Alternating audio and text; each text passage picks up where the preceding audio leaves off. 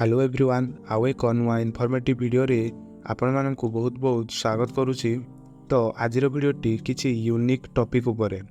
तो वीडियो देखिबा पूर्वरु जदि चैनल को नुआ आछंती तेबे वीडियोटी को शेष जाए निश्चय देखंतु।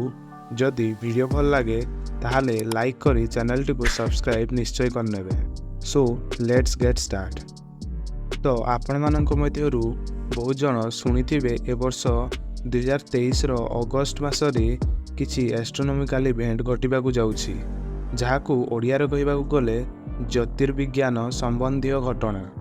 जदि भी आपण माने जानि नाहंती ताहाले बिल्कुल भी चिंता करंतु नाही। ए वीडियोटीर शेष होवा पर्यंत आपण संपूर्ण भावरे जानि जाइथिबे। सो आमे माने बहुत ही लकी, कारण ए सबु बहुत ही रेयर, जहाँकि एही भली एस्ट्रोनॉमिकल इवेंट शह शह वर्ष रे थरुटाए देखिबाकू मिलिथाए। तो एही सबु इवेंट को जमा भी मिस करिवेनी। प्रथम इवेंटटी 18 अगस्ट रे हेबाकू जाउछि। एही दिन किछि किछि देश रे एवं आम पूर्व भारतर किछि किछि जगह रे कोनोसी वस्तुर कोनोसी छाई देखिबाकू मिलिबोनी। एहाकू जीरो शैडो डे मध्य कुहा जाए। एही दिन सूर्य आम पृथ्वीर ठीक ऊपर थाए, सेतिपाई बहुत जगह रे किछि वस्तुंकर कोनोसी भी छाई देखिबाकू मिले नाही।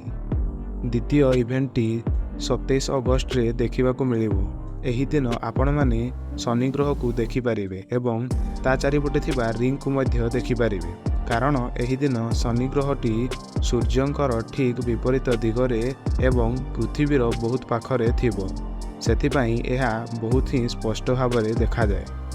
तृतीय इवेंटटी 30 और 31 अगस्ट रे देखिबाकू पाइबे, जहाकू कि सुपर मून इवेंट कहा जाए।